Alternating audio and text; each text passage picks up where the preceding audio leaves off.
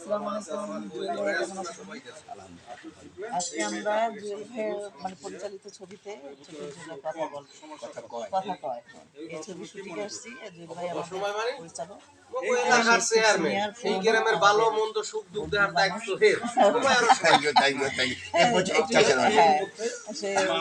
বলো আমার ফেসবুকের জন্য কিছু বলার নেই।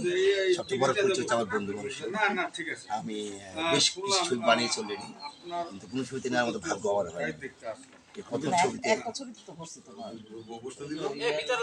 প্রথম ছবিটা আমার তো চোখের জলে কথা কেটে আমরা শুরু করলাম। তো সামনে বেশি ছবি আছে আমার, আপনি দোয়া করবেন অ্যাডজাস্ট করে তার জন্য ছবি নির্মাণ করতে পারি। All the best. ওকে, আর বর্দার সাথে একটু কথা বলে নিই। বর্দার আগে মস্ত করে দাও, চোখের জলে কথা কয়। আচ্ছা বর্দা, এই যে আমাদের জুয়েল ফার্সি ভাইয়ের ছবিতে চোখের জলে কথা বলে, আমার ভাই বলে কথা কথা কথা কয়, কথা কয়, হ্যাঁ ওই আর কি বলে আর কথা কয়।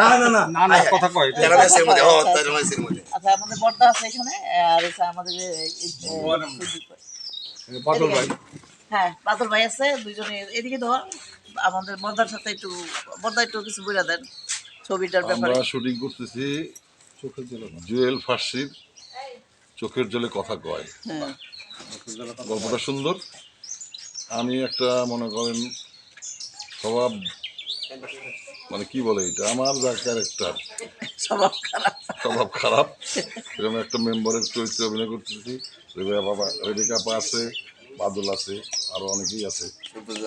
হ্যাঁ, আপনারা ছবিটা আমরা শেষ করি, ছবিটা আপনার হলে গিয়ে হলে গিয়ে দেখবেন। আর এই যে বাদল ভাই আছে, বাদল ভাই থেকে, বাদল ভাই আসসালামু আলাইকুম। ওই যে জুয়েল ফার্সি ভাই একজন ডিরেক্টর আছে, ছবির নাম হলো চোখের জলের কথা কয়। এর একটু কাজ করতে আসলাম। সম্মানিত শ্রদ্ধেয় আমাকে অনেক সিনিয়র পার্সন রেবেকা আপা তাল্লার কাজ করতে আইছি, এবং বর্দা মিতু আমাকে একজন বড় ভাই, যার নাম বললে আমরা যাই। এবং এই সিনেমার গল্পটাও ভালো, আর্টিস্ট দুজনও ভালো পাইছে, আরও নায়িকাটাই আছে, হিরো আছে, সবাই সামনে নাই, আর সবার নাম আমার মুখস্থ নাই। সবাই ছবিটা যখন রিলিজ হবে সবাই অবশ্যই দেখবেন। আর আপার জন্যে, রেবেকা আপার জন্য, বর্দার জন্য দোয়া করবেন, ডিরেক্টরের জন্য দোয়া করবেন। সবাই ভালো থাকবেন, আপনার জন্য দোয়া করতে বলেন। আসসালামু আলাইকুম। ওকে ফ্রেন্ডস, আল্লাহ হাফিজ, আবার দেখা হবে ইনশাল্লাহ। তারপরে আপু বলতে চালাম।